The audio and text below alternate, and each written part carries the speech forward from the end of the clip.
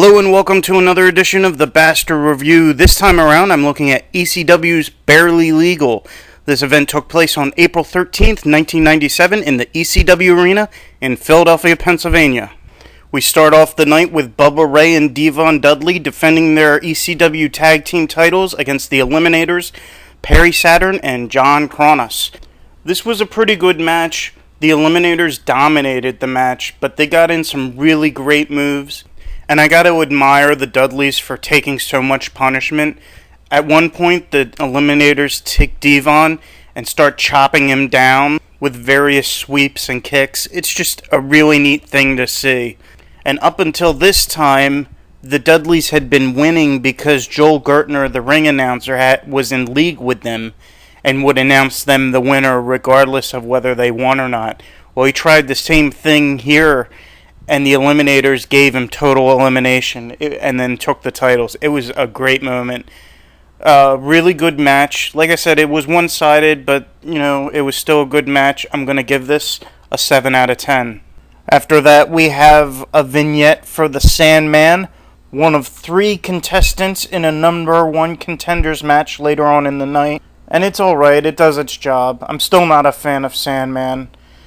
After that, Chris Candido is in the ring, and he talks about having his injured arm, and therefore he can't be in the match, and he says that he should be in the main event because he was with ECW when it was Eastern Championship Wrestling, and he feels that he deserves more.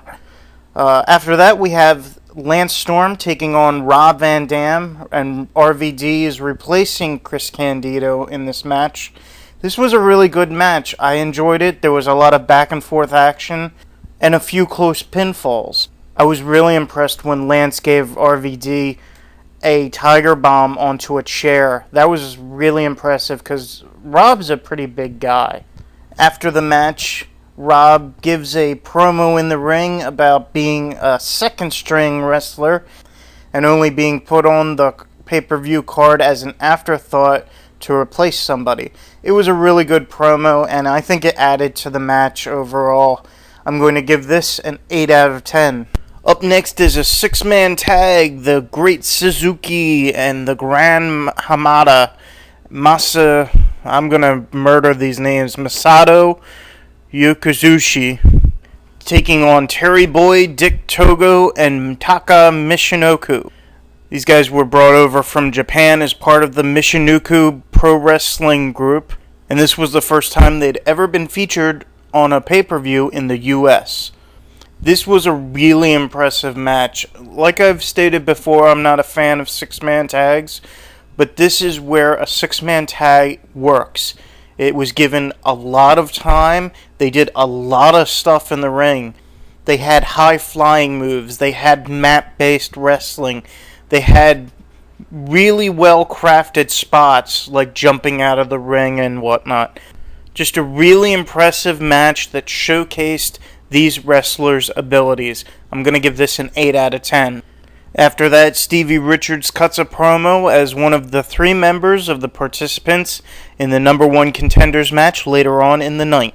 The next match is Shane Douglas defending his world television title against Pitbull number 2.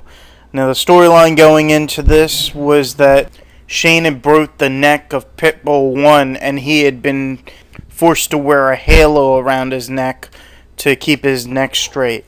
And since the doctors didn't clear him for a match, he bought his own ticket to Barely Legal and sat in the front row so he could watch his teammate take on Douglas. This was an okay match. It was more slow and methodical than the first 3 matches I saw. It seems like being a kind of big guy, Pitbull number 2 is kind of limited with what he can do. So this was more of a brawl than it was a mat-based wrestling match. Still, it was pretty good. It had a good storyline going into it. I'm going to give this a 7 out of 10. The real exciting thing came after the match. The masked man that had been plaguing Shane Douglas and his group offered to take his mask off and reveal to Shane and the crowd who he was if Shane won the match. Well, Shane obviously won the match a little too easy in my opinion, and that's why it's not as graded higher. But anyway, the masked man comes down, and everybody thinks it's Rick Rude because he's got Rick's robe on, but it's a swerve because the masked person is actually Brian Lee, and Rick Rude is disguised as one of Shane's bodyguards. And they attack Shane, and it's just a great moment. It's a nice little swerve. It's just a shame that it comes at the expense of the match.